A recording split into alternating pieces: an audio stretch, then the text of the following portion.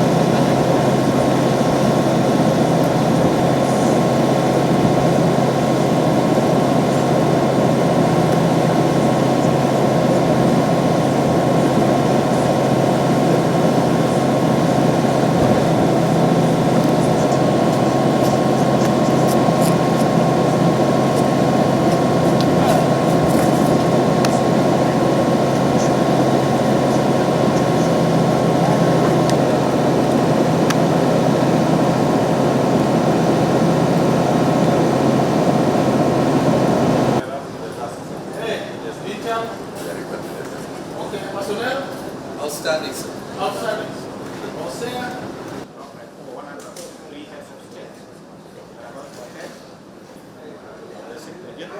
Very clear. Let's now move from. I think I'm going to talk to the media. The media team we have here from Kenya. I'm not very aware that Kenya was taking lead. Last year, when we formed one of our first forward operating base at the National Police Academy here in Port-au-Prince, for the first time, the Asian National Police were able to train approximately 730 new recruits that were passed out last year, and they are now in the field fighting the gangs. I'm also happy to announce again that this week, the same academy is going to train, is having some intake for the National Police, the Asian National Police. That the training will start very soon. And this is since we are involved with the Asian National Police in terms of making sure that the area around the academy is well guarded and they don't get threats from outside. Other critical infrastructure that we are keen in, where we are standing right here, is what is equivalent to Vigilant House, the headquarters of the Director General of Asian National Police, that the gangs are taken. And I want to shock you, because when we came here, the Asians were very skeptical. They were not sure that we were going to stay here even for 1 minute. But fortunately, we were able to hold the ground, repel the gangs that had taken control of this place. And as we stand here, a lot of renovation is taking place, and being the second forward operating base, we've ensured that area around this place is well pacified, and slowly by slowly, and this can be attested by some of the journalists that are here, the roads are opening up, those that had been blocked are being unblocked, and this is due to the resilience of the police officers, especially from Kenya, that have been able to go outside their way to make sure that these critical infrastructures are restored back. Okay, the general overview since we arrived here in June last year, I can say we made good progress, and we are very proud of our officers who've gone out of their way to make sure that the Asian population enjoy the deserving peace. We've gone through, difficult time, good times, but I can say that so far, whatever we've been able to achieve within this 1 year is something commendable. Asians expect a lot of things from us, and one thing that we've ensured is unblocking those roads that were blocked by the gangs, making sure that we revitalize some of the key government installations that are critical in their daily lives, and also giving the deserving support for the national police, the Asian National Police, that we are working hand in hand with. We lost one officer, Kaitwai, who was the first that we lost when they were fighting and exchanging in Antibonite, and we did a very honorable send-off, and we still remain to consider him as our hero. And as we are talking even right now, he has been awarded posthumously with a medal because he's part and parcel of this mission. And again, the second one that we lost was just the last 1.5 weeks when we had an accident. When our officers were coming from Kenskov, we had an accident and we lost one officer who, as of today, we are doing preparations on how to repatriate the body back to Kenya. And he remains to be our hero because he died on the line of duty. The last one is the person who is missing in action. One officer who is still missing in action. And as we are talking right now, we put all the mechanism in place to ensure that we get our officer back. These victories belong to the Haitian people. They reflect their hope, resilience, and the shared commitment of our forces, drawn from the Bahamas, El Salvador, Guatemala, Jamaica, and Kenya, to the rebirth of Haiti. As the mission endeavors to keep Haiti safe, observance of human rights by mission personnel remains to be its utmost priority. In July 2025, the mission celebrated 1 year of zero tolerance to human rights violation and sexual exploitation and abuse. This is a great milestone that the MSS is proud of as it continues to adhere to internationally accepted practices as guided by the mission key pillar documents. Since our deployment as MSS on June 25th, 2024, we have been confident that MSS is a mission possible.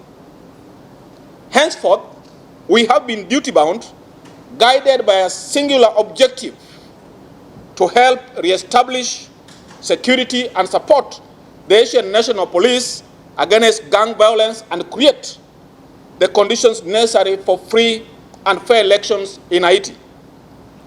In pursuit of its mandate, the MSS mission has so far disrupted criminal networks and repelled numerous gang attacks, liberating key areas of Port-au-Prince and beyond from the grip of gang violence. Further to this, Schools have reopened. Markets are bustling again. Hospitals, some of them have resumed operations. And families are currently returning to their homes. In addition to the successful conduct of commemorating events, MSS has reclaimed critical infrastructure, including the international airport, seaport, and the Peliguri Dam. Haiti is a member of the CARICOM, and CARICOM is the 6th region of the African Union. That clearly shows that the interest we have as Kenya. In 2022, the Haitian Prime Minister has written to the United Nations for assistance, and our president and the other presidents from CARICOM were able to deploy officers after the United Nations Secretary General requested member states to provide. Why have we provided officers? One is because Kenya has a history of peacekeeping. Out of the 30 police missions which have been mandated by United Nations, Kenya has provided 17 of those missions, and the 2 regionals. One is Somalia and the other one is Haiti. That clearly shows Kenya is a country which views peace and international stability in the world. Therefore, officers were brought here, and also here we are working with the multinationals. That's the United Nations offices which are here, the CARICOM and OS, Organization of American States, and the diplomats who are here, around 17. That's what we work with to ensure that we're able to work with all those agencies to ensure that Haiti is stable.